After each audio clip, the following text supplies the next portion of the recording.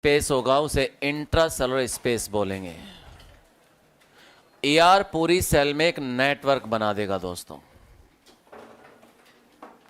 एक सेल में जितना भी स्पेस है उसे इंट्रासेलुलर स्पेस कहेंगे, और ईआर उस सेल में एक नेटवर्क बना देगा। उससे ये हुआ कि कुछ स्पेस ईआर के अंदर चला गया, जो अंदर चला गया वो ल्यूमिनल स्पेस होगा, और जो बाहर रह गया वो एक्स्ट्रा ल्यूमिनल स्पेस होगा।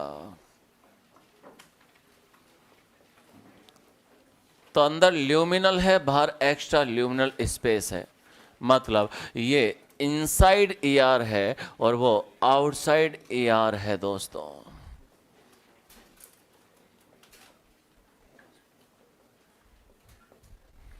तो सिंपल सा क्वेश्चन और एनसीईआरटी की लाइन ये है बच्चे कि कौन सा सेल ऑर्गेनेल है जो इंट्रासेलुलर स्पेस को दो कंपार्टमेंट में डिवाइड कर लेता है? ER, endoplasmic reticulum. कौन बेटे? Endoplasmic reticulum. तो ये जो टोटल स्पेस हो गया है इसको आप क्या बोल रहे हो? Intracellular space. क्या बोल रहे हो इसे? कुछ नोट करना है? नहीं चलूं आगे? चलें आगे? ये तो पहले भी डिस्कस हुआ ही है। अरे नोट करना है या चलो आगे? देखना कैसे, कोई गाली गलौज थोड़ी कर रहे हैं अपन। हंसी मजाक तो चलेगा यार, लेके ऐसे सीरियस रह के पढ़ाने के लिए थोड़ा ना इस फील्ड के अंदर लेके। सुनिए, तो आपने सेल लिया बेटे और सेल का सेंट्रीफ्यूगेशन कर दिया। क्या कर दिया? क्योंकि आप तो सब कुछ कर सकते हैं सिवाय एनसीईआरटी पढ़ने के। तो ईआर के टुकड़े हो गए। आपने मिक्सी, उसमें आपने दही डाल दिया, ग्राइंडर ऑन कर दिया, बटन दबा दिया, टोटे टोटे हो गया और लस्सी बन गई। क्या बन गई? तो ईआर के टुकड़े हो गए, ब्रोकन पीसेज ऑफ ईआर। कौन सी ईआर के टुकड़े होंगे? रफ ईआर के या स्मूथ ईआर के?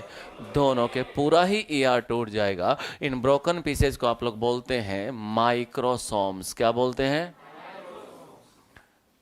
तो जब आपको ये स्टडी करना होता है लेबोरेटरी में, हाउ प्रोटीन्स आर सिंथेसाइज, तो इन विट्रो कंडीशन यानी लेबोरेटरी कंडीशन, और इन विवो का मतलब होता है नेचुरल कंडीशन, है ना। इन विट्रो मतलब लेबोरेटरी कंडीशन। तो आपको इन विट्रो कंडीशन में ये स्टडी करनी है कि हाउ प्रोटीन्स आर सिंथेसाइज। तो आप आर ई आर के टुकड़े काम में लेंगे या स्मूथ ई आर के? आर ई आर के टुकड़े। माइक्रोसोम किसके टुकड़े हैं? रफ ई आर के टुकड़े या आर ई आर के? दोनों के ही हैं। सिंपल सा क्वेश्चन मेरा सिर्फ इतना है, एक इंटैक्ट प्लांट सेल में माइक्रोसोम ज्यादा होंगे या इंटैक्ट एनिमल सेल में ज्यादा होंगे?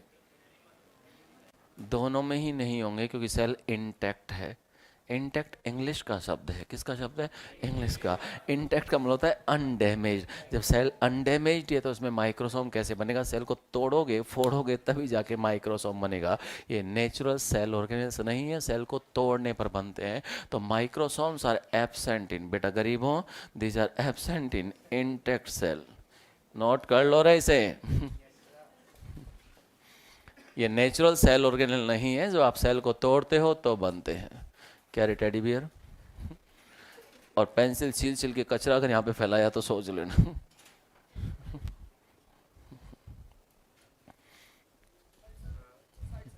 जी, दो तरह का ईआर होता है।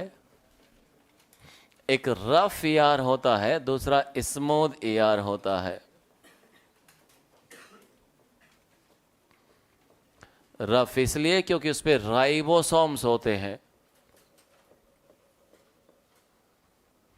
और ये राइबोसोम जब भी होते हैं 80S होते हैं, और राइबोसोम का हमेशा लार्जर सबयूनिट ईआर पे अटैच रहेगा।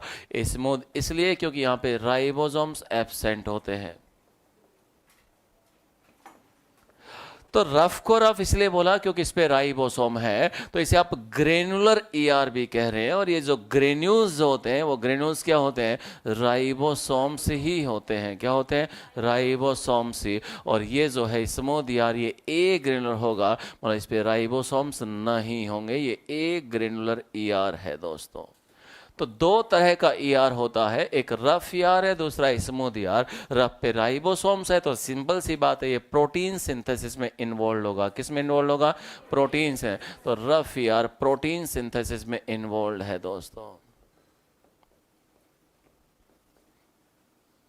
और जो स्मूथ ईआर होता है वो लिपिड सिंथेसिस में इन्वॉल्व होता है, लिपिड मेटाबॉलिज्म में इन्वॉल्व होता है, कार्बोहाइड्रेट मेटाबॉलिज्म में इन्वॉल्व होता है, लिपिड और कार्बोहाइड्रेट मेटाबॉलिज्म में। कौन है कटफोड़ बा? बाहर है ये वुडपेकर। दरवाजा खोल के उसमें उंगली फंसा के बंद कर। आराम से भाई।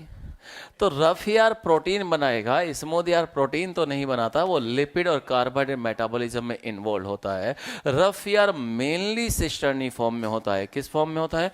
सिस्टर्नी फॉर्म में होता है। एक को सिस्टर्ना कहते हैं, एक से ज्यादा को सिस्टर्नी कहते हैं। Cisternae are plate like structures parallelly arranged and interconnected to each other. कुछ याद आ रहा है? तो सिस्टर्नी फॉर्म में देखने को मिलेगा। और स्मूथ यार जो होता है वो मेनली ट्यूबुलर फॉर्म में देखने को मिलता है। किस फॉर्म में देखने को मिलता है? ट्यूबुलर फॉर्म में देखने को मिलता है। किस फॉर्म में देखने को मिलता है? ट्यूबुलर फॉर्म में एनसीईआरटी। तो ये जो ईआर का डायग्राम दे रखा है, ये न्यूक्लियस दिखा रखा है, और ये जो लेयर जो दिखा रखी है, चॉकलेट की लेयर जो बना रखी है, ये रफ ईआर की सिस्टर्नी फॉर्म है, और ये ट्यूब्यूल्स दिखा रखे हैं स्मूथ ईआर। तो ये स्मूथ यार ट्यूबुलर फॉर्म में होगा, और रफ यार किस फॉर्म में होगा? सिस्टर्नी फॉर्म में होगा। मेनली नॉट ओनली दोस्तों। तो रफ यार पे राइबोसोम है, तो ये प्रोटीन सिंथेसिस में इन्वॉल्व होगा, और ये सिस्टर्नी फॉर्म में इस तरह से आपको देखने को मिलेगा। ये रफ यार की सिस्टर्नी है, और इस पे राइबोसोम जब भी होते हैं 80S होते हैं, और राइबोसोम का हमेशा लार्जर सबनेट से अटैच होता है, ना कि स्मॉलर सबनेट। तो इसके ऊपर जो राइबोसोम होता है वो 80S होता है, और राइबोसोम का हमेशा लार्जर सबनेट इससे अटैच होगा, ना कि स्मॉलर सबनेट। और लार्जर का S वैल्यू कितना होता है? 60, और स्मॉलर का S वैल्यू कितना होता है? 40 होता है। जानते हैं आप लोग? तो रफ को रफ इसलिए कहा क्योंकि इस पे राइबोसोम है, और ये राइबोसोम जो है तो ये प्रोटीन बनाने में क्या होता है? इन्वॉल्व होता है। और स्मूथ यार जो होता है वो लिपिड सिंथेसिस में। जब एनसीईआरटी कह रहा है स्टेरॉयड हार्मोन सिंथेसिस, तो स्टेरॉयड हार्मोन बेटा लिपिड्स ही होते हैं। क्या होते हैं? लिपिड्स ही होते हैं। क्या होते हैं? लिपिड्स ही होते हैं। चलो इतना तो नोट करो, फिर आगे चलते हैं। क्या लगता है कर पाएंगे? ट्राई करना है, शाबाश। कोशिश करने वालों की कभी। सेल में प्रोटीन सिंथेसिस एक्टिव हो रहा है तो उसमें आरईआर ज़्यादा प्रोमिनेंटली मिलेगा सिस्टर्नी फॉर्म में। अगर वो लिपिड मेटाबॉलिज्म में एक्टिवली इन्वॉल्व है तो स्मूथ यार ज़्यादा प्रोमिनेंटली देखने को मिलेगा ट्यूबुलर फॉर्म में। जो बनाएगा वही तो सिक्रेट करेगा, बिना बनाए कैसे सिक्रेट कर देगा? प्रोटीन और लिपिड जो बना रहा है उसी को तो सिक्रेट करेगा, सिंथेसिस करेगा तो भी तो सिक्रेट करेगा, तभी तो गोल्जी को देगा वो।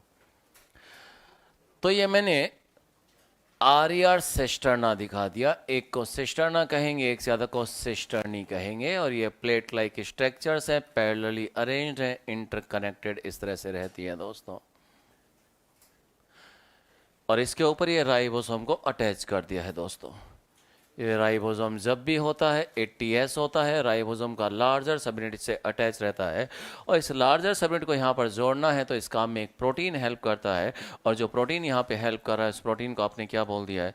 उस प्रोटीन को आपने कह दिया है राइबोफोरिन्स।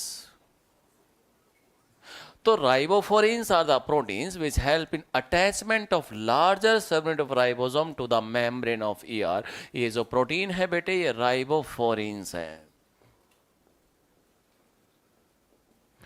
तो ये राइबोसोम अब जो भी प्रोटीन बनाएंगे, ये मैंने अंदर की तरफ यहाँ पर मैसेंजर आरएनए दिखा दिया है। इन राइबोसोम से जो भी प्रोटीन बनेगा वो प्रोटीन अब ईआर की ल्यूमेन में आएगा। एक्चुअली राइबोसोम जब ईआर के ऊपर अटैच होता है ना, कोई परमानेंट नहीं चिपक जाता है, कोई अंगद का पैर नहीं है कि एक बार जम गया सो जम गया, श्रीलंका वाले उसको हटा नहीं सकते हैं। तो मतलब सीन ये है कि राइबोसोम जो जुड़ता है परमानेंटली, तो कौन सा राइबोसोम ईआर पे अटैच होगा कौन सा नहीं होगा, ये सब कुछ बड़ा शानदार तरीके से डिसाइड होता है। ये फ्री राइबोसोम है। देखो दो तरह के राइबोसोम होंगे, एक फ्री राइबोसोम होता है, एक बाउंड राइबोसोम होता है। ये फ्री राइबोसोम है और ये प्रोटीन बना रहा है। ये मैंने मैसेंजर आरएनए दिखा दिया है, और इससे जो प्रोटीन बन रहा है वो प्रोटीन यहाँ से बनकर बाहर आ रहा है, और जो प्रोटीन बनकर बाहर आता है इस प्रोटीन के शुरू में यहाँ पे एक सिग्नल सीक्वेंस होता है। क्या होता है? सिग्नल सीक्वेंस होता है। क्या होता है? सिग्नल सीक्वेंस होता है। तो इस सिग्नल सीक्वेंस के अकॉर्डिंग एक कोडिंग होती है, एक इंफॉर्मेशन होती है, और इस इंफॉर्मेशन के अकॉर्डिंग या तो इसे जोड़ा जाएगा या इसे नहीं जोड़ा जाएगा। तो किस राइबोसोम को ईआर पे अटैच करना है, किसको नहीं करना है, ये सिग्नल सीक्वेंस से डिसाइड होता है, और इस सिग्नल सीक्वेंस को पहचानने का काम राइबोफोरिन करता है। इसलिए इसको आप लोग सिग्नल रिकॉग्निशन पार्टिकल भी बोलते हैं। क्या बोलते हैं? सिग्नल रिकॉग्निशन पार्टिकल भी बोलते हैं। तो फ्री राइबोसोम को यहाँ पे जोड़ना है तो शुरू में जो सिग्नल सीक्वेंस होता है उससे ये सब कुछ डिसाइड होता है दोस्तों। तो सिग्नल सीक्वेंस को पहचानना, फिर इस राइबोसोम को यहाँ पे जोड़ देना, ये काम कौन कर रहा है? ये एसआरपी कर रहा है। और इस राइबोसोम को फाइनली यहाँ पे जोड़ दिया गया, और जोड़ दिया गया तो इससे जो भी प्रोटीन बनेगा अब वो ईआर की ल्यूमेन में आएगा। और इसके शुरू में क्या था? हमने सिग्नल सीक्वेंस बताया था। क्या बताया था? सिग्नल सीक्वेंस बताया था। क्या बताया था? सिग्नल सीक्वेंस यहाँ पे बताया था दोस्तों। तो जब फ्री राइबोसोम को ईआर के ऊपर अटैच कर दिया गया, इस काम में हेल्प तो राइबोफोरिन ने किया। Ribophorins are proteins, they are also known as signal recognition particles. Ribophorin वो प्रोटीन्स है जो इस राइबोसोम की लार्जर सबयूनिट को ईआर पे अटैच करने में हेल्प करता है, लेकिन पहले इस सिग्नल सीक्वेंस को ये पहचानता है, उसके बाद ये इसको यहाँ पे अटैच कर देता है। तो जैसे ही फ्री राइबोसोम को इसके ऊपर अटैच कर दिया, यही राइबोसोम अब बाउंड राइबोसोम बन गया है on the ER free in cytosol. या तो वो साइटोसोल में फ्री था या ईआर के ऊपर अटैच हो गया है। तो वो इस तरह से डिसाइड होता है एक्चुअली। तो रफ को रफ इसलिए बोलते हैं क्योंकि इस पे राइबोसोम होते हैं। राइबोसोम है तो रफ ईआर प्रोटीन बना रहा है, और इससे जो भी प्रोटीन बनेगा अब वो वहां साइटोसोल में फ्री नहीं होगा, वो ईआर की ल्यूमेन में आ जाएगा। तो जैसे ही ये प्रोटीन बना था ईआर की ल्यूमेन में आएगा, तो ईआर के पास में यहाँ पे एक एंजाइम होता है। ये सब कुछ मैं एक्चुअली क्यों बता रहा हूँ, ये वाला सिग्नल से हाइपोथेसिस, ये नीट एआईपीएमटी का एक क्वेश्चन आया हुआ है। वैसे तो मॉलिक्यूलर बायोलॉजी में जीए सर डिस्कस कर ही लेंगे, फिर भी हल्का सा हिंट मैं यहाँ पे दे जाता हूँ थोड़ा सा, इसलिए इस चीज़ को मैं 2 मिनट लेकर खर्च कर रहा हूँ टाइम यहाँ पे। तो यहाँ मतलब जब इस फ्री राइबोसोम को ईआर पे अटैच कर दिया, तो ये जो होगा ग्रोइंग पॉलीपेप्टाइड चेन अब ईआर की ल्यूमेन के अंदर आएगा। उसके शुरू में यहाँ पे सिग्नल सीक्वेंस होता है, तो ईआर का एक एंजाइम होता है। ये एंजाइम इस सिग्नल सीक्वेंस की क्लीविंग करते हैं, इसको तोड़ के अलग कर देगा। अब ये जो ग्रोइंग पॉलीपेप्टाइड चेन जो मैंने ग्रीन कलर से दिखा रखा है, अब ये ईआर की ल्यूमेन में क्या हो जाएगा? फ्री हो जाएगा दोस्तों। तो हुआ ये कि पहले तो इस राइबोफोरिन ने इसको पहचाना, फिर इसको यहां पर अटैच कर दिया। तो ribophorins are the proteins which not only recognizes the signal sequence but also help in attachment of larger subunit of ribosome to the membrane of ER। और जैसे ही राइबोसोम को ER के ऊपर अटैच कर दिया, इससे जो भी प्रोटीन बन रहा था वो ER की ल्यूमेन में आएगा। तो ER का एक एंजाइम होता है। कौन सा एंजाइम होता है? Signal peptidase. क्वेश्चन ये आया था कि कौन सा फंक्शन गोल्जी बॉडी नहीं कर रहा है? ग्लाइकोप्रोटीन बनाने का काम करता है, ग्लाइकोलिपिड बनाने का काम करता है, लाइसोसोम बनाने का काम करता है, लेकिन सिग्नल जो सीक्वेंस होता है इसकी क्लीविंग करने का काम गोल्जी नहीं करता। ये काम ईआर कर रहा है क्योंकि एंजाइम ईआर के पास में है। तो यहां से मेटल फिर गोल्जी के पास जाएगा। तो ये जो एंजाइम है इसको सिग्नल पेप्टिडेज बोलते हैं। क्या बोलते हैं? सिग्नल पेप्टिडेज बोलते हैं। और ये सिग्नल सीक्वेंस की क्लीविंग कर देगा, इसको अलग कर देगा। अब ये ग्रोइंग पॉलीपेप्टाइड चेन यहाँ पर क्या हो जाएगा? फ्री हो जाएगा। और शुरू में जब भी कोई प्रोटीन बनती है वो प्रोटीन किसी भी काम की नहीं होती है। फ्री राइबोसोम, अगर ये राइबोसोम यहां पर अटैच नहीं होता तो इससे जो भी प्रोटीन बनता वो साइटोसोल में फ्री हो जाता। अगर ये अटैच हो गया तो प्रोटीन बनकर ईआर की ल्यूमेन में आ जाएगा। तो प्रोटीन जो बनकर आया है शुरू में, चाहे वो फ्री राइबोसोम बनाए या वो बाउंड राइबोसोम बनाए, शुरू में जो भी कोई प्रोटीन बनता है वो 1 डिग्री प्रोटीन होता है, वो प्राइमरी प्रोटीन होता है। वो प्रोटीन किसी भी काम का नहीं होता है। ये कोई स्ट्रक्चर भी नहीं बना सकता, ये कोई एंजाइम की तरह काम नहीं कर सकता, ये फंक्शनल प्रोटीन नहीं हो सकता। अब इस प्रोटीन की फोल्डिंग शुरू हो जाती है, इसके अंदर फोल्डिंग शुरू हो जाती है और इस तरह से अल्फा हेलिक्स स्ट्रक्चर बनती है। और अगर इस तरह की दो पॉलीपेप्टाइड चेन आपस में जुड़ जाएंगी, दो पॉलीपेप्टाइड चेन इस तरह से आपस में जुड़ जाएंगी, तो यहां पर बीटा प्लीटेड स्ट्रक्चर बन जाएगी। क्या बन जाएगी? बीटा प्लीटेड स्ट्रक्चर बन जाएगी। तो बीटा प्लीट हो या अल्फा हेलिक्स हो, ये सब की सब क्या होती है? 2 डिग्री प्रोटीन होती है, सेकेंडरी प्रोटीन होती है। क्या होती है? 2 डिग्री प्रोटीन्स होती है। तो राइबोसोम, चाहे वो फ्री राइबोसोम हो या बाउंड राइबोसोम, जब भी कोई प्रोटीन बनता है शुरू शुरू में वो 1 डिग्री प्रोटीन होता है, वो प्राइमरी प्रोटीन होता है, एक सीधा लंबा सा धागा है, वो किसी भी काम का नहीं है, वो एक ग्रोइंग पॉलीपेप्टाइड चेन था, एक वो नेसेंट प्रोटीन था, वो 1 डिग्री प्रोटीन था। फोन है हाथ में? हाँ, तो भरोसा ही है जो टूटता है। मैं बता रहा हूं, क्योंकि जो टूटा हुआ है वो तो टूटा हुआ है। भरोसा ही है जो टूटता है। इधर है ना, मेरा बेसिक बहुत कमजोर है, मैं टॉपिक्स को इंटरलिंक नहीं कर पाता हूं। आप समझ रहे हो मेरी प्रॉब्लम?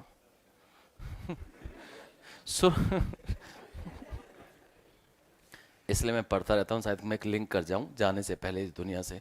इसलिए मैं पढ़ता रहता हूँ, a teacher always be A learning student. और मैं पढ़ता ही हूँ डेली। ऐसा दिन कभी जाता नहीं, मैं चाहे पियर में रहूँ या ससुराल में, चाहे मैं दीपावली छुट्टियों पे रहूँ या मैं ईद की सेवैयाँ खाऊँ, मैं हमेशा, चाहे मैं वैसाखी सेलिब्रेट करूँ, चाहे मैं क्रिसमस सेलिब्रेट करूँ, मैं उस दिन भी पढ़ता ही हूँ। त्यौहार त्यौहार की जगह, किताब किताब की जगह, क्योंकि मेरे दोस्त मेरे को हमेशा चाहिए। Books are the best friends. सुन रहा है? शुरू शुरू में जो भी बायोमोलिक्यूल पढ़ा है बेटा, हाँ मैंने समझा था एक बार। तो ये तो मेहनती बच्चा है। शुरू शुरू में जो भी प्रोटीन बनेगा वो 1 डिग्री प्रोटीन होगा। वो प्रोटीन किसी भी काम का नहीं है, कोई स्ट्रक्चर नहीं बना सकता है, कोई एंजाइम की तरह काम नहीं कर सकता है। ये 1 डिग्री प्रोटीन है, ये प्राइमरी प्रोटीन है। इस प्रोटीन की फोल्डिंग शुरू होगी। अगर ये राइबोसोम इस पे अटैच नहीं होता तो ये सारा प्रोसेस साइटोसोल में होता, इस पे अटैच हो गया तो ये सारा प्रोसेस ईआर की ल्यूमेन में हो रहा है। अगर ये फोल्ड होते होते और फोल्ड हो गया तो इस तरह से ग्लोबुलर प्रोटीन बन जाएगा। आप कहेंगे 3 डिग्री प्रोटीन बन गया है, इसमें और भी बॉन्डिंग हो जाएगी। अब ये प्रोटीन एंजाइम की तरह काम कर सकता है। अब ये फंक्शन प्रोटीन है, तो 3 डिग्री कॉन्फ़िगरेशन को हम लोग नेटिव स्ट्रक्चर बोलते हैं। कोई भी प्रोटीन एंजाइम की तरह काम कर सके उसमें एटलीस्ट 3 डिग्री कॉन्फ़िगरेशन का होना जरूरी है। तो पहले बना वो प्राइमरी है, फिर सेकेंडरी है, फिर टर्सरी है, और फिर 2 और more than 2 molecules having 3 degree configuration fuse to each other, then quaternary protein is form. जब ये आपस में जुड़ जाते हैं ये सारी फोल्डिंग ईआर की ल्यूमेन में हो रही है, सब फिक्स होता है। ये धागा है, जब इसका फोल्ड बनेगा तो ये लूप बन जाएगा, अल्फा हेलिक्स। तो इनके बीच में यहाँ पर बॉन्डिंग होगी। कौन कौन से अमीनो एसिड्स के बीच में इंट्रामोलिक्यूलर हाइड्रोजन बॉन्ड बनेंगे, कौन कौन से अमीनो एसिड्स के बीच में इंटरमोलिक्यूलर हाइड्रोजन बॉन्ड बनेंगे, सब कुछ फिक्स होता है। अगर वो मिसफोल्ड हो गया तो उसे अनफोल्ड करते हैं। सोचो, इतनी सी सेल में क्या शानदार रेगुलेशन चलता है।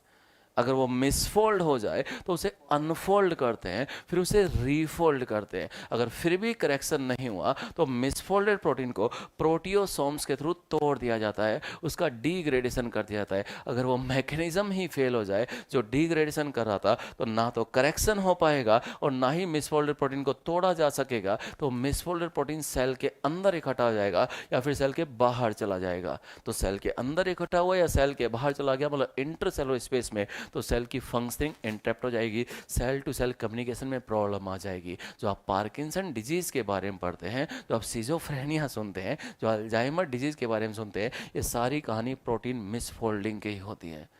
और बाकी तो आप प्रियॉन्स के बारे में जानते ही हैं कि मिसफोल्ड हो जाए तो प्रियॉन्स क्या क्या कर सकते हैं दोस्तों ने कहा कि प्रोटीन भी कितना इन्फेक्शियस हो सकता है, अकेला प्रोटीन पार्टिकल भी कितना इन्फेक्शियस।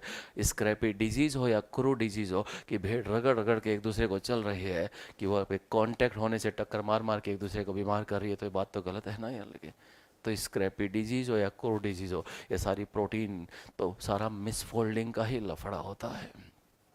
तो सब फिक्स होता है।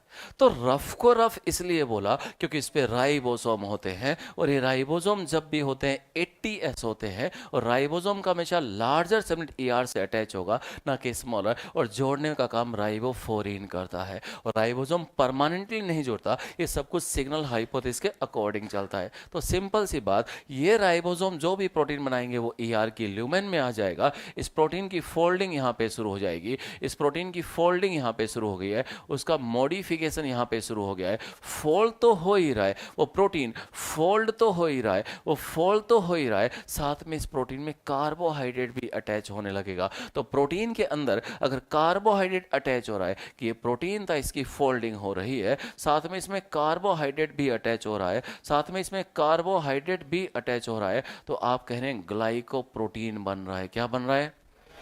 तो सिंपल सी बात इतना समझो कि ये राइबोसोम जो भी प्रोटीन बनाएंगे वो ईआर की ल्यूमेन में आएगा, मतलब इस ल्यूमिनल स्पेस में आएगा। कहाँ आएगा? ल्यूमिनल स्पेस में आएगा। तो इस प्रोटीन की फोल्डिंग यहाँ पे शुरू हो जाएगी। कहाँ पे शुरू हो जाएगी? ल्यूमिनल स्पेस में शुरू हो जाएगी। फोल्डिंग तो हो ही रही है, साथ में उसमें कुछ एक्स्ट्रा मेटल भी जोड़ा जा रहा है, कार्बोहाइड्रेट। अगर प्रोटीन में कार्बोहाइड्रेट जुड़ रहा है तो ग्लाइकोप्रोटीन बनेगा। प्रोसेस को ग्लाइकोसाइलेशन कहेंगे। ये प्रोसेस ईआर में शुरू होता है, लेकिन ईआर में कंप्लीट नहीं होता है। क्यों गोल्जी? ईआर की विसिनिटी में होता है। क्यों गोल्जी? ईआर के क्लोज एसोसिएशन में होता है, कि गोल्जी को अपना सारा रॉ मेटल ईआर से ही रिसीव करना होता है। तो मतलब ये जो ईआर जो भी बनाएगा, ग्लाइकोप्रोटीन बनाए या ग्लाइकोलिपिड बनाए, ग्लाइकोप्रोटीन बनाए या ग्लाइकोलिपिड बनाए, वो मेटल अब किसके पास पहुंचता है? गोल्जी के पास। तो यहाँ से छोटी छोटी वेसाइकल्स बर्ड आउट होती हैं, इनके अंदर वो रॉ मेटल भरा हुआ है, फिर इनको पहुंचाया जाता है किसके पास में? गोल्जी के पास में। और गोल्जी फिर उस मेटल को क्या करता है? रिसीव करता है, उसको मॉडिफाई करता है, फिर उसको पैक करता है। तो क्यों गोल्जी ईआर की विसिनिटी में होता है? क्यों गोल्जी ईआर के क्लोज एसोसिएशन में होता है? कि गोल्जी को अपना सारा रॉ मेटल किससे लेना है? ईआर से लेना है, सोना नहीं, बिल्कुल भी नहीं। आई हेट सोना, ओनली डायमंड्स। तो रफ यार जो भी बना रहा है दोस्तों ने, रफ यार प्रोटीन बनाए या लिपिड बनाए, रफ यार है स्मूथ यार। प्रोटीन लिपिड तो उसमें कार्बोहाइड्रेट जोड़ा जा रहा है, और प्रोटीन में कार्बोहाइड्रेट जुड़ा है तो ग्लाइकोप्रोटीन बनेगा, लिपिड में जुड़ा है तो ग्लाइकोलिपिड बनेगा। ग्लाइकोप्रोटीन बने या ग्लाइकोलिपिड बने, वो सारा रॉ मेटल अब गोल्जी के पास पहुंचता है, और गोल्जी उस मेटल को रिसीव करता है, उसको मॉडिफाई करता है, फिर उसको पैक करता है, देन उसको सिक्रीट कर देता है। तो अभी तो सिर्फ हमने ये पढ़ा कि रफ को रफ इसलिए बोला क्योंकि इस पे राइबोसोम है। ये राइबोसोम हमेशा 80s होते हैं, और ये राइबोसोम जो भी होंगे प्रोटीन बनाएंगे तो प्रोटीन ईआर की ल्यूमेन में आएगा, उस प्रोटीन की फोल्डिंग यहाँ पे शुरू हो जाएगी, और फिर उसका मॉडिफिकेशन भी शुरू हो जाएगा। तो फोल्डिंग और मॉडिफिकेशन सब कुछ ईआर की ल्यूमेन में ही चल रहा है। तो जैसे ही वो प्रोटीन बन के आता है, ईआर का एक एंजाइम है सिग्नल पेप्टिडेज, वो इस सिग्नल सीक्वेंस की क्लीविंग कर देता है, वो अलग हो जाता है, ये ग्रोइंग पॉलीपेप्टाइड चेन यहाँ पे क्या हो जाता है? फ्री हो जाता है। फिर उसकी फोल्डिंग और इसका मॉडिफिकेशन यहाँ पे शुरू हो जाता है। फिर मेटल किसके पास पहुंचता है? गोल्जी के पास पहुंचता है। ये डेस्मो डेस्मो क्या बोल रहा है यहाँ पे? डेस्मो का क्या मतलब है? हाँ, तो डेस्मो क्यों बोल रहा है? तो डेस्मो ट्यूब्यूल कुछ बोला था ना? हाँ, राइबोफोरिन्स। आपने पढ़ा है कभी सेल को डिटेल से? हाँ, रहता है। रिसेप्टर्स होते हैं इसके लिए ईआर की मेम्ब्रेन पे, फिर वो रिसेप्टर्स उसके साथ में प्रोटीन के साथ में जुड़ जाते हैं। अच्छा, स्मूथ ईआर के ऊपर राइबोफोरिन होगा, है ना? उसके ऊपर राइबोसोम चिपक जाएगा और वो स्मूथ खुरदरी बन जाएगी, है ना?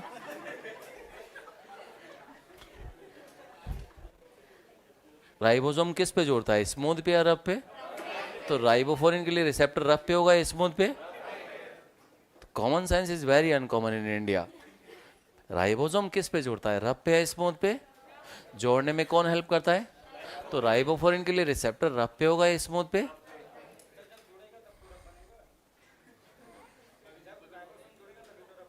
अच्छा, राइबोसोम जोड़ने पे रफ बोलेंगे, मतलब सिस्टर्नी और ट्यूब्यूल्स का कोई लेना देना नहीं है, और इनके कंपोजिशन का कोई लेना देना नहीं है। मतलब जो एंजाइम ईआर के पास है, सीआर के पास में है, अगर उस पर राइबोसोम जुड़ गया तो प्रोटीन बनाने का काम कर देगा। ऐसा सेल किसने पढ़ा है? हाँ, तो पढ़ना भी नहीं। एक साइंटिस्ट थे गार्नियर, कौन थे?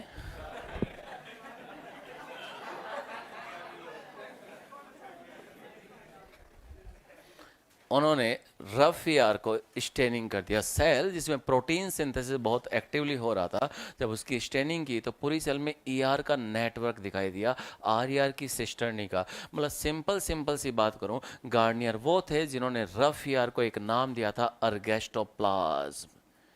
क्या नाम दिया था? अर्गेस्टोप्लाज्म। तो अर्गेस्टोप्लाज्म नाम इन्होंने ही दिया था। किसको नाम दिया? रफ ईआर को, अर्गेस्टोप्लाज्म।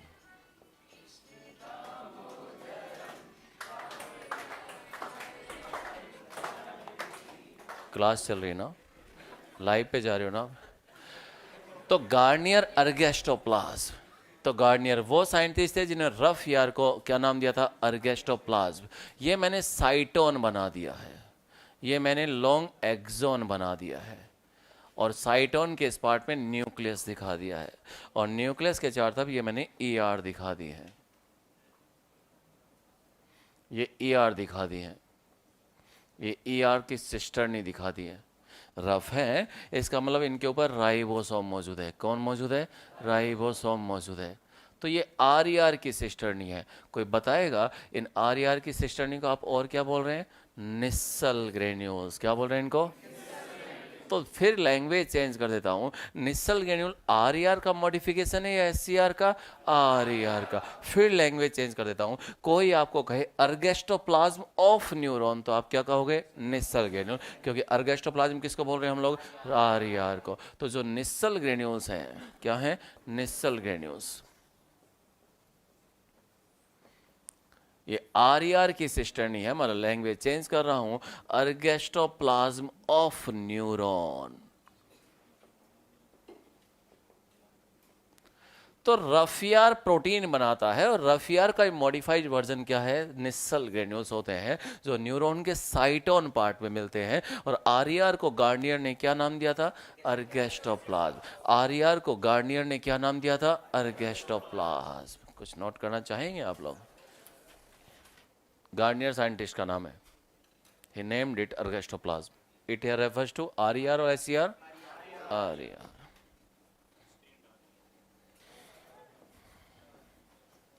क्या चाहिए बेटा? तो रफियार कौन बचा पीछे वाली स्लाइड में? रफियार प्रोटीन बनाता है, स्मूथ यार प्रोटीन तो नहीं बना रहा, लेकिन लिपिड सिंथेसिस में इन्वॉल्व है।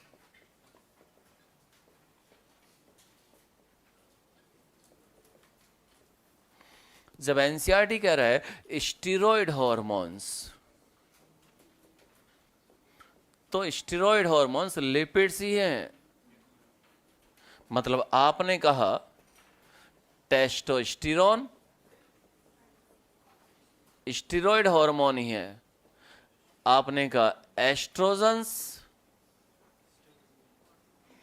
आपने कहा कॉर्टिसोल, ये सब के सब स्टेरॉयड हार्मोन्स ही हैं। तो ये कहाँ बन रहा है? ये जो टेस्टोस्टेरोन है ये कहाँ बन रहा है? ये जो टेस्टिस जो होती हैं, TES प्लूरल हो गया, TESTIS सिंगुलर हो गया, टेस्टिस टेस्टिस। तो टेस्टिस में जो लेडिक सेल्स होती है, लेडिक सेल्स की SCR ये काम कर रही है। इसी तरह से ओवरी के अंदर जो फॉलिक्यूलर सेल्स होती हैं उनकी SCR ये काम कर रही है, फॉलिक्यूलर सेल्स की SCR ये काम कर रही है। इस तरह से एड्रिनल ग्लैंड सेल की SCR ये काम कर रही है। तो रफियार प्रोटीन बनाता है, और प्रोटीन बनाने का काम राइबोसोम का ही है, और जो भी प्रोटीन बनेगा वो ER की ल्यूमेन में आ जाएगा, और उसकी फोल्डिंग मॉडिफिकेशन ल्यूमिनल स्पेस में शुरू होगा, और उसमें कार्बोहाइड्रेट जोड़ने का काम भी शुरू हो जाएगा, ग्लाइकोप्रोटीन का बनना भी शुरू हो जाएगा। लेकिन ये मटेरियल अब यहाँ से कहाँ जाएगा? गोल्जी के पास जाएगा। इसके पास में राइबोसोम तो नहीं है, तो ये प्रोटीन तो नहीं बनाएगा, लेकिन बाकी काम तो कर ही रहा है। मतलब आप कोलेस्ट्रॉल सिंथेसिस की बात करें, कोलेस्ट्रॉल भी लिपिड ही होता है बेटे। कोलेस्ट्रॉल सिंथेसिस, लीवर सेल के अंदर कोलेस्ट्रॉल बन रहा है, अगर आपको लीवर का फंक्शन याद हो तो। तो cholesterol synthesis in liver cell, ये काम लीवर सेल की एससीआर ही कर रही है, हेपेटोसाइट्स की एससीआर ही कर रही है, हेपर सेल्स की एससीआर ये काम कर रही है। और क्या करता है एससीआर? ये एससीआर ड्रग्स को डिटॉक्सिफाई करता है। क्या करता है? डिटॉक्सिफाई करता है। डिटॉक्सिफिकेशन ऑफ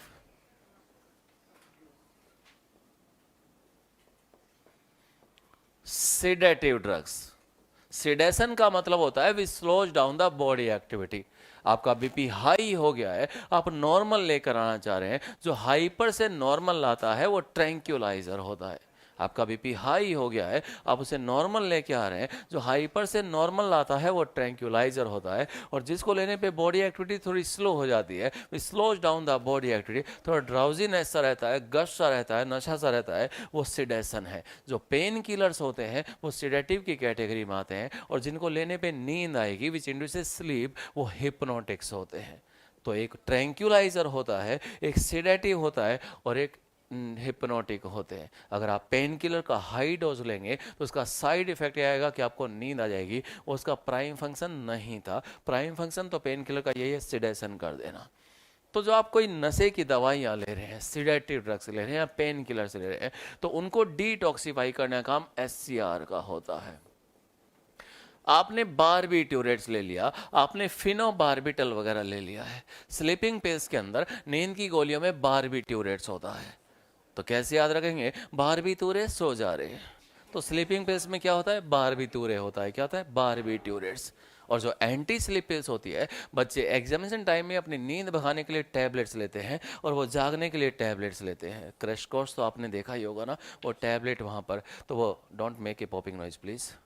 तो वो बारबिट्यूरेट्स तो स्लीपिंग पिल्स में हो गया, और एंटी स्लीप पिल्स में एम्फेटामाइंस होता है। क्या होता है? एम्फेटामाइन।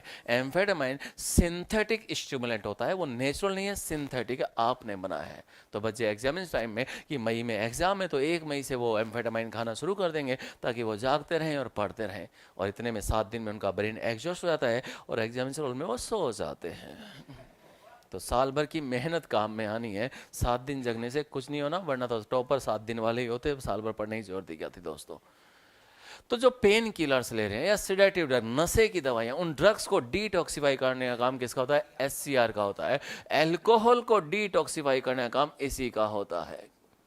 एल्कोहल आप ले रहे हैं, जो एल्कोहल आप लेते हैं उसका कुछ हिस्सा एसिड एल्डिहाइड में कन्वर्ट होता है, CH3CHO में कन्वर्ट होता है, और वही एसिड एल्डिहाइड नेक्स्ट मॉर्निंग जब आप उठते हैं, हल्का सा जो हैंगओवर जो रहता है वो उसी के कारण रहता है दोस्तों। और वो एसिड एल्डिहाइड धीरे धीरे आपकी लीवर सेल में इकट्ठा होता है, और लीवर सेल में जब एसिड एल्डिहाइड इकट्ठा होता है तो लीवर सेल की फंक्शनिंग इंटरप्ट होती है। उसमें लीवर के अंदर, सेल के अंदर लिपिड का डिपोजिशन ज़्यादा होता है, फैट मेटाबॉलिज्म बढ़ जाता है, फैटी लीवर सिंड्रोम होने लगता है, बाइल का सिंथेसिस अफेक्ट होता है, बिलियरी सीरोसिस हो जाता है, और धीरे धीरे लीवर एक फाइब्रस ऑर्गन में कन्वर्ट हो जाता है। तो एल्कोहल से जो ऑर्गन सबसे ज़्यादा डैमेज होता है वो लीवर ही होता है दोस्तों। तो उस अल्कोहल का बॉडी पर एडवर्स इफेक्ट ये वाला ना आए, इसके लिए यहाँ पे एससीआर शानदार रोल प्ले करती है। आपने नशे की दवाइयाँ ली, आपने अल्कोहल लिया, लीवर सेल की एससीआर उस ड्रग को, उस अल्कोहल को डिटॉक्सिफाई कर देगी। इनके पास में कुछ एंजाइम्स होते हैं, साइटोक्रोम P450, साइटोक्रोम P448, ये एससीआर के कुछ एंजाइम्स होते हैं। पूरा एक प्रोटीन फैमिली चलता है, और ये क्या करता है? उन ड्रग्स को और अल्कोहल को डिटॉक्सिफाई कर देता है। मतलब आपने अल्कोहल लिया या आपने नशे की दवाइयाँ ले ली, नशा करना शुरू कर दिया, बिकॉज यू आर एडिक्ट, आप लोग नशेड़ी हैं, और नशेड़ी की दवाइयाँ ले रहे हैं, तो उसका एडवर्स इफेक्ट बॉडी पे ना आए तो लीवर सेल की एससीआर उसे डिटॉक्सिफाई कर देगी। मतलब बच गए। आपने अगले दिन फिर नशा किया, फिर लीवर सेल की एससीआर ने उसको फिर से डिटॉक्सिफाई कर दिया। आपने अगले दिन फिर नशा किया, अब आपको आदत सी पड़ गई है, अब आप रोज नशा करने लगे, लीवर सेल की एससीआर को रोज कुचर नहीं कर रहे हैं, रोज स्टिमुलेशन मिल रहा है। जब एवरीडे स्टिमुलेशन मिलेगा तो लीवर सेल की एससीआर को ज़्यादा काम करना पड़ेगा, और लीवर सेल की एससीआर ज़्यादा इलेबरेट हो जाएगी, ज़्यादा एक्सटेंसिव हो जाएगी, ज़्यादा डेवलप हो जाएगी। तो ज़्यादा डेवलप हो जाएगी तो आराम से वो उसको डिटॉक्सिफाई कर देगी, और आराम से डिटॉक्सिफाई कर देगी तो अब आपके अंदर उस ड्रग या एल्कोहल के लिए टॉलरेंस लेवल बढ़ता चला जाएगा। ड्रग्स एंड एल्कोहल एब्यूज, पहले हमारा बॉडी लो डोज के लिए सेंसिटिव होता है फिर बाद में छल्ले बनते हैं, कुछ भी नहीं होता है। तो टॉलरेंस लेवल बढ़ता चला गया। पहले बॉडी लो डोज के लिए सेंसिटिव होता है, उसके बाद में टॉलरेंस लेवल बढ़ता चला जाता है क्योंकि लीवर सेल की एससीआर ज़्यादा एलेबरेट हो जाती है, ज़्यादा एक्सटेंटिव हो जाती है। मतलब अब हमारी एससीआर को देखें लीवर सेल की और नशेड़ियों की देखें तो शराबियों की एससीआर कहीं ज़्यादा एलेबरेटेड, एक्सटेंटिव और डेवलप देखने को मिलेगी दोस्तों। तो एससीआर कई सारे काम कर रहा है। और क्या कर रहा है एससीआर? डेस्मोट्यूब्यूल बना रहा था, स्फीरोसोम बना रहा था, सेल वॉल फॉर्मेशन में हेल्प कर रहा था। डेस्मोट्यूब्यूल याद करो, प्लाज्मोडेस्मेटा के थ्रू अगर ईआर आपस में जुड़ गई है तो आपने कहा वो डेस्मोट्यूब्यूल होगा। तो जो निस्सल ग्रेन्यूल है वो आरईआर का मॉडिफिकेशन है और जो डेस्मोट्यूब्यूल होता है वो एससीआर का मॉडिफिकेशन होता है। जो स्फीरोसोम्स होते हैं वो एससीआर का ही मॉडिफिकेशन होते हैं। सेल वॉल के लिए कार्बोहाइड्रेट कौन बना रहा है? गोल्जी। लेकिन सेल वॉल के लिए लिपिड कौन बना के दे रहा है? ईआर बना के दे रहा है। और ईआर को यहाँ पे क्या नाम दे दिया आपने? स्फीरोसोम। तो स्फीरोसोम्स जो होते हैं वो एससीआर का ही मॉडिफिकेशन होते हैं। और क्या करता है एससीआर? हमारी मसल्स में याद करो, हमारी मसल्स में जो ईआर हो रहा है उसे आप सार्कोप्लाज्मिक रेटिकुलम कहते हैं, उसे आपको एसआर कहते हैं और वो कैल्शियम को स्टोरेज करता है। याद आ रहा है? तो Ca2+ स्टोरेज इन मसल्स। तो निस्सल ग्रेन्यूल एससीआर नहीं, निस्सल ग्रेन्यूल आरईआर का मॉडिफिकेशन है। डेस्मोट्यूब्यूल, स्फीरोसोम और सार्कोप्लाज्मिक रेटिकुलम एससीआर का मॉडिफिकेशन है। किसका मॉडिफिकेशन है? Sarcoplasmic reticulum. मसल्स में ईआर को क्या बोलते हैं? सार्कोप्लाज्मिक रेटिकुलम, जो एससीआर का मॉडिफिकेशन होता है। किसका मॉडिफिकेशन होता है? कुछ नोट करना चाहेंगे आप लोग? न्यूक्लियर एनवलप का ब्रेकडाउन कब शुरू होगा? लेट प्रोफेज, मतलब एंड ऑफ। क्रोमेटिन का कॉम्पेक्शन कब शुरू होगा? अर्ली प्रोफेज में। उनको कभी भी गलत नहीं करना है, ठीक है?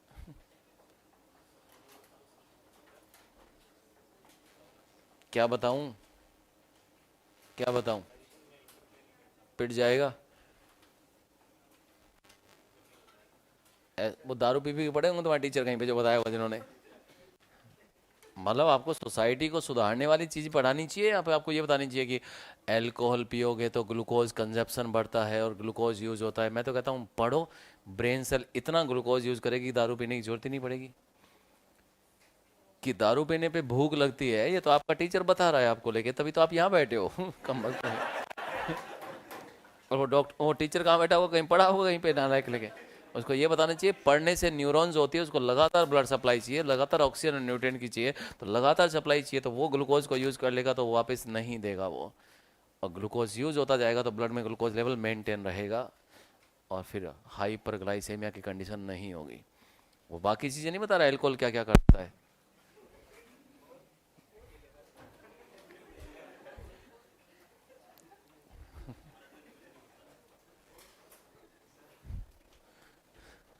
तो स्मूथ यार, शिक्षक है मैं, कोचिंग इंस्टीट्यूट का केवल कोच नहीं है, शिक्षक है मैं। शिक्षित करना हमारी जिम्मेदारी है। तो अल्कोहल के फायदे नहीं गिनाने होते, छल्ले बनाने के तरीके नहीं सिखाने होते, हमको बताना होता है कि उनमें कार्सिनोजेंस हैं जो लंग कैंसर कॉज कर देते हैं, माउथ थ्रोट कैंसर कॉज कर देते हैं। हमें ये बताना है, शिक्षक है मैं। तो एससीआर कार्बोहाइड्रेट मेटाबॉलिज्म में भी शानदार रोल प्ले करता है।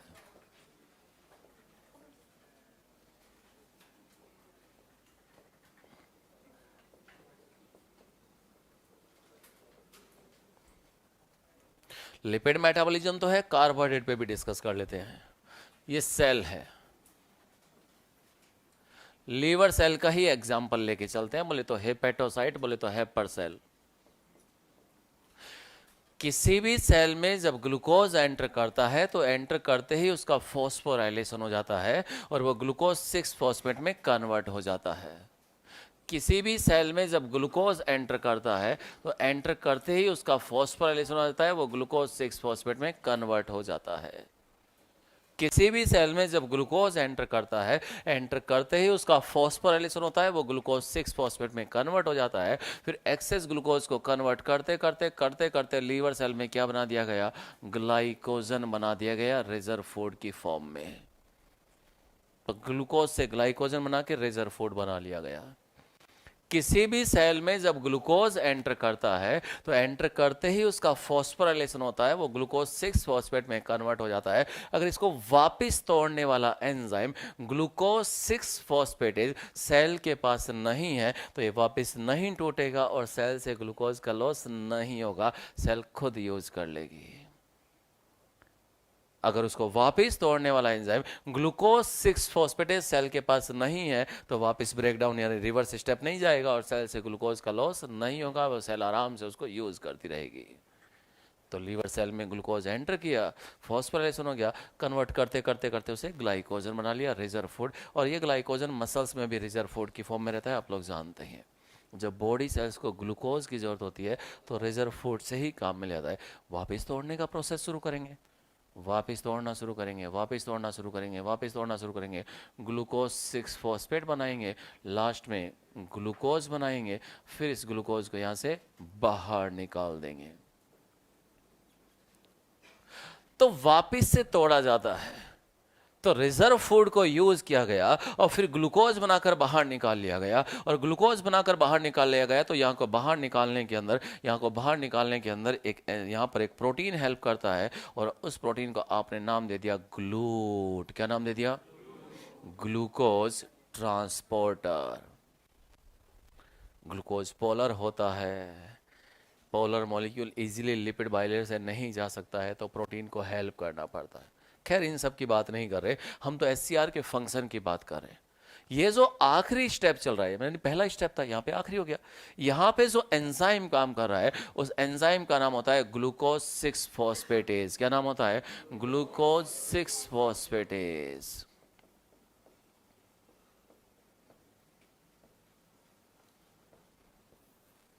ये एंजाइम जो होता है ये लीवर सेल की एससीआर के पास होता है। हम एससीआर का फंक्शन पढ़ रहे हैं तो लीवर सेल है और सेल है तो ईआर है, और यहाँ पे जो ईआर दिखा दी है एससीआर है। क्या है? एसईआर। तो स्मूथ ईआर की मेम्ब्रेन में एक एंजाइम है जिसका नाम है ग्लूकोज 6 फॉस्फेटेज, और ये एंजाइम क्या करेगा? ग्लूकोज 6 फॉस्फेट से ग्लूकोज बनाने में क्या करेगा? हेल्प करेगा। इस तरह से ग्लूकोज बनकर यहाँ से बाहर आ जाएगा और फिर उसको बाहर निकाला तो ब्लड के थ्रू बॉडी सेल के पास पहुंच जाता है और बॉडी सेल उसको यूज कर लेती है। दोस्तों, तो आखिरी स्टेप की हम बात कर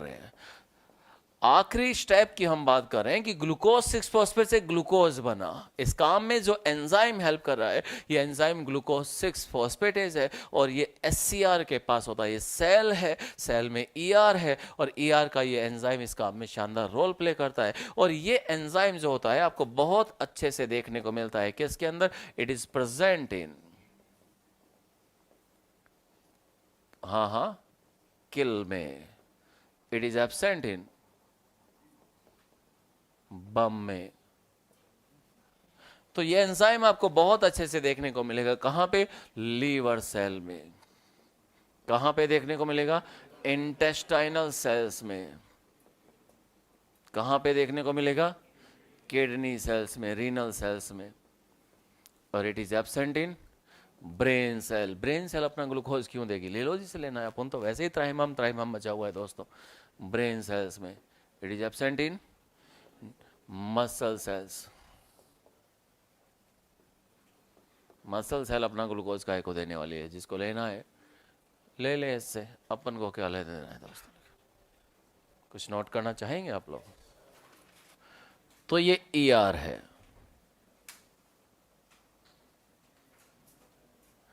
ईआर जो भी बनाता है वो मेटल गोल्जी के पास पहुंचता है। ग्लाइकोप्रोटीन बने, ग्लाइकोलिपिड बने, मेटल गोल्जी के पास पहुंचता है। छोटी छोटी वेसाइकल्स यहाँ से बर्ड आउट होंगी, यहाँ से रिलीज होंगी। अब इन वेसाइकल्स को गोल्जी के पास पहुंचाया जाएगा दोस्तों। ग्लाइकोप्रोटीन बने या ग्लाइकोलिपिड बने, इस प्रोसेस की शुरुआत ईआर की ल्यूमेन में हुई। अब यहाँ से रॉ मेटल गोल्जी के पास पहुंचेगा और गोल्जी अब इस रॉ मेटल को रिसीव करता है।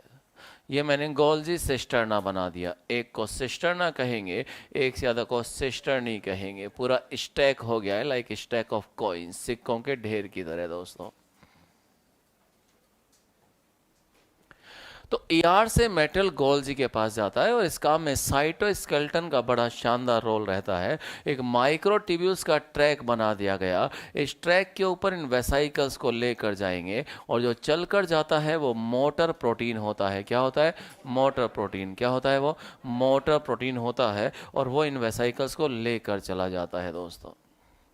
याद आ गया आप लोगों को? तो ईआर से मेटल गोल्जी के पास पहुंचेगा। ये वेसाइकल्स जो ईआर और गोल्जी बॉडी दोनों के बीच में होती है, इनको आप लोग ट्रांजिशन वेसाइकल्स बोलते हैं। क्या बोलते हैं? ट्रांजिशन वेसाइकल्स बोलते हैं। बोले तो बिटवीन बोथ। तो ईआर जो भी बना रहा है, ग्लाइकोप्रोटीन बनाए या ग्लाइकोलिपिड बनाए, वो मेटल गोल्जी के पास पहुंचेगा और गोल्जी उस मेटल को रिसीव करता है। क्या करता है बेटे? रिसीव करता है। ये जाकर गोल्जी सिस्टर्ना से अटैच हो गई। इनके अंदर जो भी रॉ मेटल भरा है वो सिस्टर्ना को ट्रांसफर हो जाएगा। वो एक सिस्टर्ना से नेक्स्ट सिस्टर्ना पे जाएगा, फिर वो नेक्स्ट सिस्टर्ना पे जाएगा। इस तरह से वो मेटल आगे आगे जाता जाएगा, धीरे धीरे उसका मैच्योरेशन पूरा होता चला जाएगा।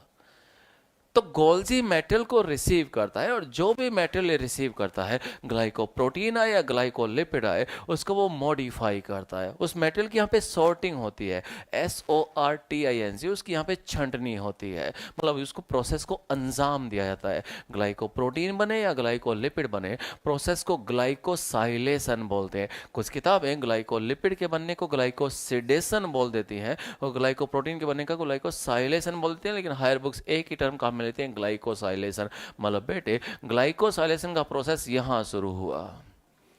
तो जो ग्लाइकोसाइलेशन यहां पे शुरू हुआ है वो गोल्जी में कंप्लीट हो जाएगा।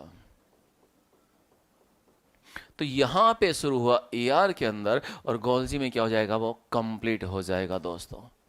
तो ग्लाइकोसाइलेशन शुरू कहाँ हुआ था? स्टार्ट कहाँ हुआ था? ईआर में। और कंप्लीट कहाँ पे होगा? गोल्जी बॉडी के अंदर कंप्लीट होगा। ग्लाइकोप्रोटीन बने या ग्लाइकोलिपिड बने, हम प्रोसेस को ग्लाइकोसाइलेशन ही बोल रहे हैं। तो ईआर से मेटल गोल्जी के पास पहुंचता है तो गोल्जी उस रॉ मेटल को रिसीव करता है।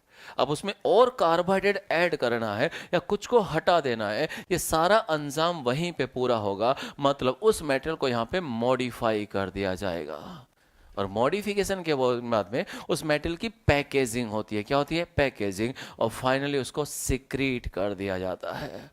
तो पहले ईआर से मेटल गोल्जी के पास पहुंचता है तो पहले ये पैक करता है छोटी छोटी वेसाइकल में, फिर वेसाइकल वहां पहुंचती है, फिर वो उस प्रोसेस को अंजाम दे देता है। तो पहले मेटल को मॉडिफाई किया जाएगा, फिर उसको पैक किया जाएगा। तो पहले मॉडिफिकेशन होता है और मॉडिफाई करने के बाद में उसकी पैकेजिंग होती है। क्या होती है? उसकी पैकेजिंग होती है। फाइनली उसको सिक्रीट कर दिया जाता है, उसका सिक्रीशन होता है। और यही सीक्वेंस होता है, क्योंकि अल्फ़ाबेट्स का यही सीक्वेंस होता है। पहले M आता है, फिर P आता है और उसके बाद में S आता है। क्या रे मम्मी पापा? सुपर्ब। क्या रे Mahendra public school? Mummy papa superb. तो जो भी मेटल ईआर से गोल्जी के पास पहुंचेगा, गोल्जी उस मेटल को रिसीव करता है, उसको मॉडिफाई करता है। मॉडिफाई करने का मतलब ये हुआ उसमें और कार्बोहाइड्रेट ऐड करना है या कुछ को हटा देना है, से सारा अंजाम वहीं पे दिया जाएगा। और जिस साइड से वो मेटल को रिसीव कर रहा है, जो साइड, जो फेस ईआर की तरफ या न्यूक्लियस की तरफ होता है गोल्जी का, उसको आप लोग क्या बोलते हो? सिस बोलते हो। क्या बोलते हो? Cis. And opposite is known as trans. क्या बोलते हैं उसे? ये कॉन्वेक्स होता है। क्या होता है? कॉन्वेक्स। और ये कॉनकेव होता है। क्या होता है? कॉनकेव। ये फॉर्मिंग साइट होती है। क्या होती है?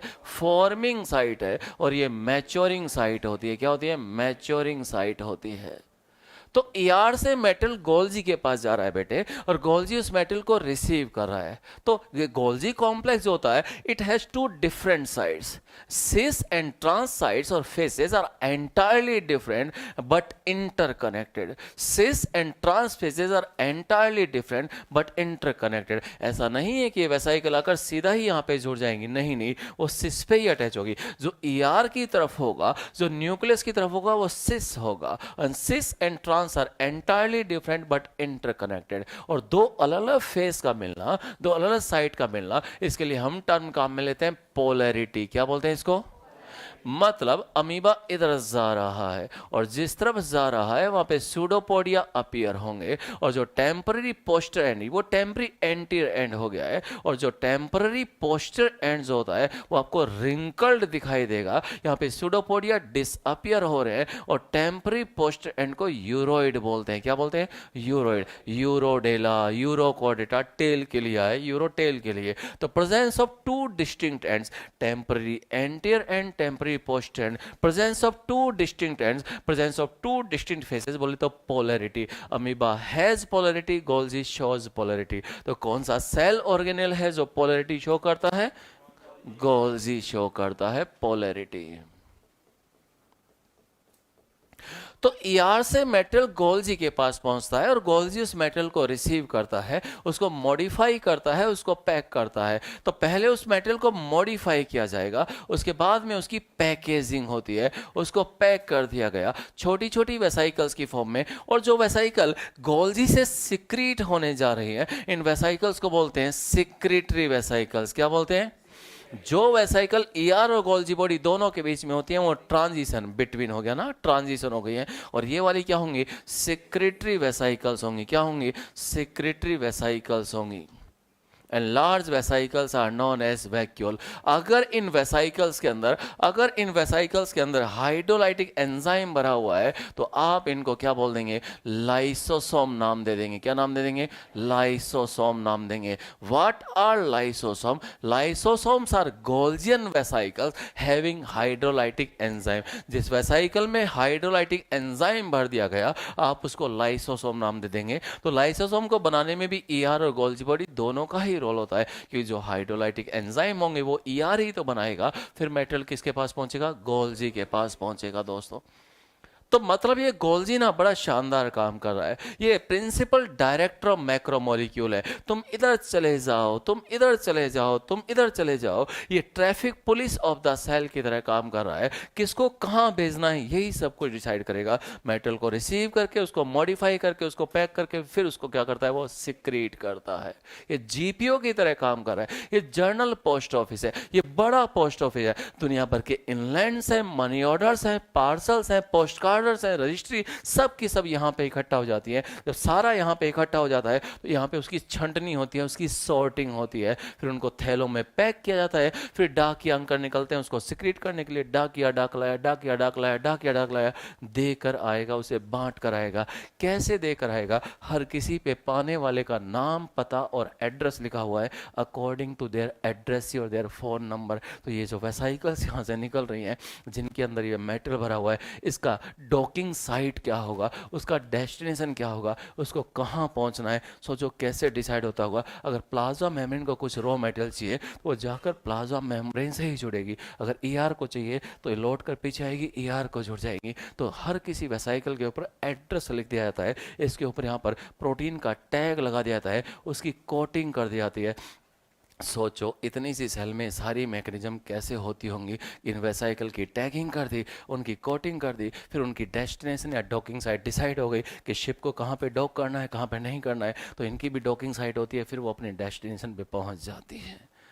तो ईआर से मेटल गोल्जी के पास जा रहा है। हो क्या रहा है? कुछ भी तो नहीं हो रहा। एक मेम्ब्रेनस स्ट्रक्चर दूसरी मेम्ब्रेन स्ट्रक्चर को मेम्ब्रेनस कंपोनेंट के थ्रू ही मेटेरियल भेज रही है।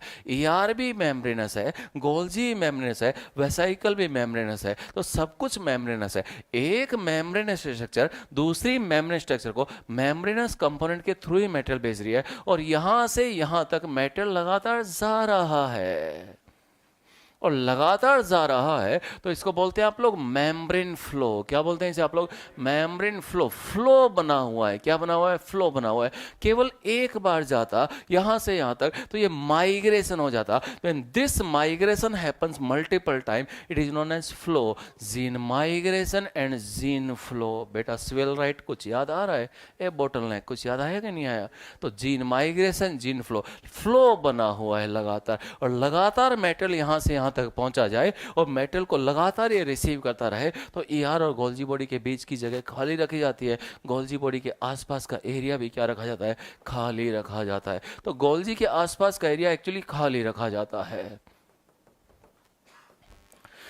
मान लो ये गोबलेट सेल है। गोबलेट सेल वो होती है जो म्यूकस को सिक्रीट करती है। म्यूकस का केमिकल नेचर ग्लाइकोप्रोटीन होता है। मतलब ये एक सेल है, इससे म्यूकस सिक्रीट होगा। म्यूकस ग्लाइकोप्रोटीन है, तो सोचो एंडोमेम्ब्रेन सिस्टम को कितना एक्टिवली काम करना पड़ता है। तो बनेगा, पैक होगा, फटाक से वो सिक्रीट होगा। तो यहाँ से यहाँ तक लगातार रॉ मेटल पहुँचता रहे। तो गोल्जी के आसपास का एरिया खाली रखा जाता है ताकि वो रॉ मेटल को लगातार रिसीव करता रहे, उसको मॉडिफाई करके पैक करके उसको सिक्रीट करता रहे। मान लो ये बी लिम्फोसाइट है, मान लो ये प्लाज्मा बी सेल है, ये एंटीबॉडी को सिक्रीट करती है जब भी कोई एंटीजन आता है। और एंटीबॉडी बनानी है तो एंटीबॉडी भी ग्लाइकोप्रोटीन होती है, तो बनाने में सेल का एंडोमेम्ब्रेन सिस्टम बड़ा शानदार रोल प्ले करता है। तो सोचो सेल को कितना एक्टिवली वहाँ पे काम करना पड़ता है। तो जब सिक्रीशन का प्रोसेस हो रहा है तो गोल्जी बॉडी के आसपास का एरिया पूरा खाली रखा जाता है ताकि रॉ मेटल यहाँ से यहाँ तक लगातार पहुँचता रहे। तो गोल्जी के आसपास का एरिया जो खाली रखा गया, इसको बोलते हैं जोन ऑफ एक्सक्लूजन। क्या बोलते हैं इसे? एक्सक्लूड कर दिया, चारों तरफ से प्रोटीन सिंथेटिक मशीनरीज को हटा दिया ताकि इन वेसाइकल्स को यहाँ तक पहुँचने में कोई प्रॉब्लम नहीं होनी चाहिए। मतलब प्रधानमंत्री का काफिला आ रहा है तो सारा ट्रैफिक साइड में रोक दिया जाता है कि रॉ मेटल पहुँचेगा तो तभी तो उसको वो मॉडिफाई करके पैक करके आगे सिक्रेट करेगा भाई साहब लेके। सारे स्पीड ब्रेकर्स तोड़ दिए जाते हैं और बस रास्ता ही वो सेलेक्ट किया जाता है भाई साहब लेके, जहाँ पे बिना रुके सब कुछ चलता रहे आगे। तो गोल्जी के आसपास का एरिया क्या कहलाएगा? जोन ऑफ एक्सक्लूजन कहलाएगा। क्या कहलाएगा? जोन ऑफ एक्सक्लूजन कहलाएगा। ऐसा आपको और कहाँ देखने को मिलता है? सेंट्रोसोम। कि ये जो एनिमल सेल जो होती है, इसमें जो ये न्यूक्लियस आपको दिख रहा है, न्यूक्लियस के विसिनिटी में यहाँ पे एक रीजन दिखता है जिसको आप लोग सेंट्रोसोम कहते हैं। इस सेंट्रोसोम के अंदर दो सेंट्रियोल्स होते हैं। क्या होते हैं? दो सेंट्रियोल्स होते हैं। तो सेंट्रोसोम, सेंट्रियोल के चारों तरफ का रीजन जो होता है, इसको भी आप लोग क्या कहते हैं? जोन ऑफ एक्सक्लूजन कहते हैं। क्या कहते हैं? Zone of exclusion. क्योंकि यहाँ पर माइक्रोट्यूबुल आपस में जुड़ती है और इन सेंट्रियोल की यहाँ पे क्या होती है? असेंबली होती है। तो जोन ऑफ एक्सक्लूजन कहाँ मिलता है? एक तो गोल्जी के चारों तरफ, दूसरा सेंट्रोसोम के चारों तरफ आपको ये जोन ऑफ एक्सक्लूजन देखने को मिलेगा। और दोनों सेंट्रियोल्स को मिलाकर एक साथ क्या बोलते हैं? सेंट्रोसोम। और सेंट्रोसोम अपोजिट पोल पे मूव करना कब शुरू होते हैं? अर्ली प्रोफेज के अंदर। कब शुरू होते हैं? अर्ली। कुछ नोट करना चाह रहे हो आप लोग? स्टार्ट कहाँ हुआ ग्लाइकोसाइलेशन? कंप्लीट कहाँ होगा? गोल्जी में। और क्या कंफ्यूजन है? बेटा राजा बाबू, स्टार्ट कहाँ हुआ था? ईआर में। कंप्लीट कहाँ होगा? गोल्जी में।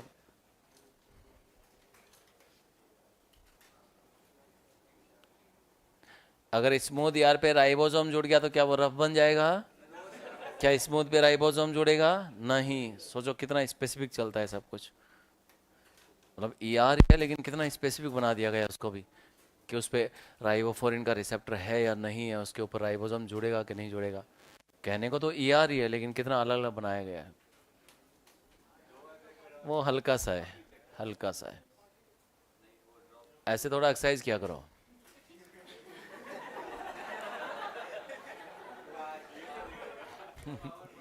उससे पावर बढ़ जाएगी। हाँ, मैं तो बचा हुआ हूँ अभी तक, ठीक है, डायबिटिक होने के बावजूद भी ठीक चल रहा है। चलो, क्योंकि 24 घंटे मिलेंगे आपको हेल्दी रहने के लिए। पहले मेंटली फिट रहता हूँ तो मैं फिजिकली और सोशली फिट भी रहता हूँ। Health is a complete state of physical, mental and social wellbeing. तो मेंटल फिट रहोगे तो सोशली फिट भी रहोगे और आप फिजिकली फिट। पूरा दिन क्या सोचना, हाय मैं बीमार हूँ, हाय मैं बीमार हूँ, क्या सोचना? आपका माइंड आपकी हेल्थ को अफेक्ट करता है। Thank you guys.